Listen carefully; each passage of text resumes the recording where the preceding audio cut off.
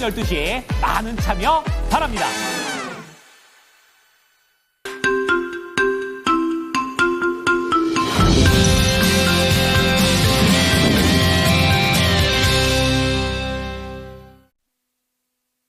네, 여러 재료 중에서 관세가 가장 수면 위로 올라서 시장을 흔들고 있는 상황입니다.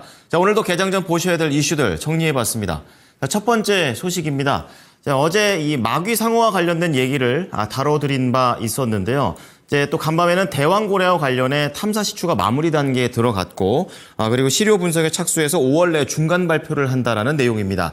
어제 관련된 종목들이 중소형단에서 좀 강하게 움직였었는데요. 오늘도 이어질지 체크해 보셔야겠고요. 그리고 두 번째 보셔야 될 것은 완성차의 부진한 실적이 되겠습니다. 4개월 만에 마이너스로 전환됐습니다. 자, 마지막으로 실적과 관련해 코롱 모빌리티 그룹입니다. 부진한 실적을 보여줬는데요. 경기 침체의 영향을 받았다라는 분석입니다. 자세한 내용 정수지 캐스터입니다. 네, 화요일 모닝뉴스입니다. 오늘 장에 영향을 줄 수 있는 6가지의 뉴스들 헤드라인으로 먼저 만나봅니다. 오픈 AI 샘 울트먼 CEO가 워크숍 참석을 위해서 한국을 방문해 이재용, 최태용 회장과 만납니다. 대왕고래 프로젝트가 이번 주 탐사 시추를 마무리합니다. 하나그룹이 추진 중인 아워움 인수에서 계열사인 하나비전을 배제하기로 결정했습니다. 지난달 국내 완성차 5개사의 국내외 판매 실적이 4개월 만에 마이너스로 돌아섰습니다. 효성은 지난해 매출은 2조 2,728억 원, 영업이익은 2,211억 원을 기록했다고 공시했습니다. 코오롱 모빌리티 그룹은 경기 침체 영향으로 작년 부진한 실적을 기록했습니다. 먼저 첫 번째 뉴스입니다. 이재용 삼성전자 회장과 최태원 SK그룹 회장이 오늘 한국을 찾는 챗GPT 개발사 오픈 AI의 샘 울트먼 CEO를 만난다는 소식입니다. 울트먼 CEO가 AI 반도체에 이어서 AI 단말기까지 자체 개발하겠다는 구상을 밝힌 상태여서 AI 빅딜이 성사될지 주목되고 있는데요. 울트먼 CEO와의 만남이 성사된다면 사법 리스크 해소 이후 이재용 회장의 첫 경영회동이 될 것으로 보고 있습니다. 최태원 SK그룹 회장과도 만나서 AI 서비스 개발과 함께 데이터 센터와 반도체 등 AI 협력에 대해서 논의할 예정으로 알려졌는데요. 두 사람의 공개 만남은 지난해 6월 최태원 회장의 미국 샌프란시스코 출장 이후 8개월 만의 일입니다. 업계에서는 중국판 챗GPT로 불리고 있는 딥시크가 등장한 시점에서 회동이 성사된 것에 주목하고 있는데요. 이 밖에도 울트먼 CEO는 카카오와 크래프톤 경영진도 만나서 협력 방안을 논의할 예정으로 알려졌습니다. 관련주 중에서는 카카오의 주가 흐름 살펴보도록 하겠습니다. 좀처럼 반등 기회를 찾지 못하고 있던 카카오는 새해 들어서 희망의 빛이 보이고 있습니다. 울트먼 CEO는 방안 중에 카카오와의 협업도 발표할 것으로 알려졌는데요. 업무 협약과 관련해서 정신아 카카오 대표는 이미 조율한 것으로 알려졌습니다. 또한 딥시크가 가성비 AI 모델을 선보이면서 AI 소프트웨어 기업에 대한 기대가 커지고 있는 상황인데요. 카카오는 지난해 자체 AI 서비스인 카나나를 처음 공개했고 올해 본격 출시를 준비하고 있습니다. 지난 2021년에는 카카오의 주가가 17만 원 선까지 오르기도 했지만 부진한 실적과 함께 주가까지 발목을 잡히면서 11월에는 3만 원 초반대까지 올라가기도 했는데요. 하지만 연말부터 다시 한번 오름세를 보여주면서 5만 원 선을 넘보기도 했지만 이번에는 다시 주춤한 뒤 2월 들어서 다시 급등하는 흐름을 보이고 있습니다. 오픈 AI와의 협업 기대까지 겹치면서 전일에는 4만 1,800원 선까지 올라온 상황인데요. 국민주의 이름을 다시 되찾을 수 있을지 새해 들어서 기대해 보도록 하겠습니다. 두 번째 뉴스 만나봅니다. 동해 심해 가스전 탐사를 위해서 시추 작업을 벌여왔던 웨스트 카펠라우가 오늘 작업을 마무리하고 부산항으로 이동할 것으로 알려졌습니다. 업계 관계자는 지난해 12월부터 포항 앞바다 대왕고래 유망구조에서 벌인 탐사 시추 작업이 끝난 것으로 안다고 밝혔는데요. 이에 따라서 이르면 오늘 밤에 임무를 마친 뒤 웨스트 카펠라호는 부산항으로 이동하고 현장에서 채취된 시료는 전문 분석 업체로 보내질 예정입니다.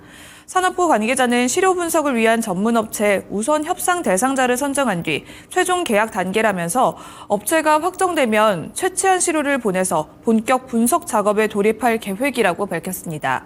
또 이르면 5월에서 6월경에는 중간 결과를 발표할 수 있을 것으로 안다고 덧붙였는데요.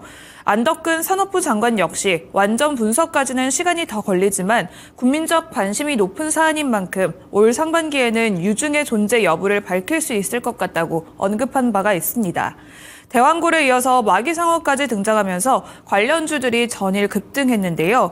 이번에 대왕굴의 프로젝트는 예산 삭감에도 불구하고 예정대로 탐사 시추가 마무리되면서 마귀상어에 대한 기대가 더욱더 커질 것으로 예상됩니다. 세 번째 뉴스 만나봅니다. 하나그룹이 추진 중인 아오온 밈스에서 계열사인 하나비전을 배제하기로 결정했다는 소식입니다. 하나비전은 최근 당사의 특정 사업 참여와 관련해서 사실과 다른 추측성 보도가 연일 나오고 있어 주주 여러분과 시장 혼란을 최소화하기 위해 알려드린다며 이같이 밝혔습니다. 앞서 하나호텔앤리조트는 아오움 지분 인수를 위해서 하나비전 자금을 끌어들이는 계획을 세웠다는 관측이 나왔었는데요. 하나 측은 이번 딜에서 아오움 가치를 1조 5천억 원 수준으로 책정했었는데 매입 지분 물량은 100%로 알려졌습니다. 다만 하나그룹이 아오움 인수를 끝까지 완주할지는 아직 미지수인 상황인데요. 하나그룹이 단체 급식 시장에 재진출하는 것은 현금 창출력이 높기 때문으로 분석되고 있습니다. 영업이익률 자체는 낮지만 업황이 요동치는 업종이 아니라는 점이 장점인데 이번 인수가 성사된다면 하나그룹은 급식과 식자재 유통 사업을 5년여 만에 다시 시작하게 될 것으로 보고 있습니다. 관련주들의 움직임까지 체크해 보시면 좋을 것 같습니다. 다음 뉴스입니다. 지난달 국내 완성차 5개사의 국내외 판매 실적은 4개월 만에 마이너스로 돌아섰습니다. 현대차와 기아, 한국GM, 르노코리아, KG모빌리티에 따르면 지난 1월 이들 5개사의 국내외 판매량은 작년 같은 달과 비교해서 3.9% 감소한 59만 3,385대로 집계됐습니다. 완성차 5개사의 판매 실적이 마이너스로 돌아선 것은 작년 9월 이후 4개월 만의 일인데요.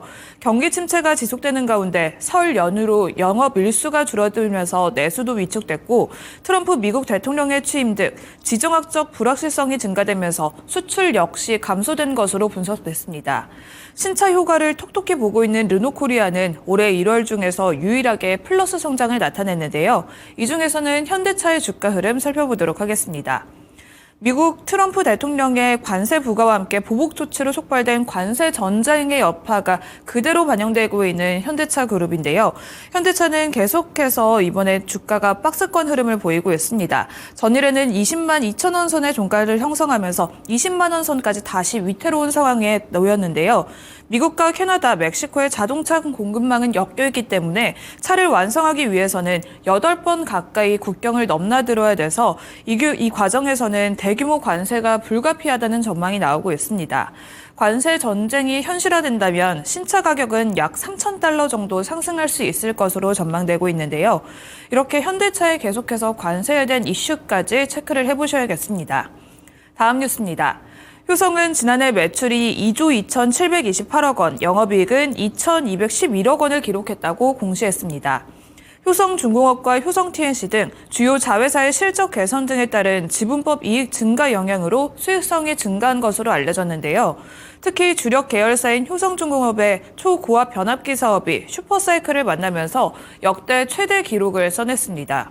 효성중공업은 지난해 매출이 4조 8,950억 원, 영업이익은 3,625억 원을 기록했고 지난해 4분기 매출은 1조 5,715억 원, 영업이익은 1,322억 원으로 전년 동기보다 각각 21.6%, 108.5%씩 늘어났습니다. 특히 호실적은 글로벌 전력기기 부분이 이끌었는데 미국 내 초고압 변압기 시장의 호황으로 인해서 생산량과 이익이 크게 개선됐고 유럽과 중동 등 해외 시장 전력기기 판매도 견고한 실적을 냈습니다. 호실적으로 인해서 오늘 주가도 탄력을 받을 것으로 기대되는데요. 체크해 보시면 좋을 것 같습니다. 다음 뉴스 만나봅니다.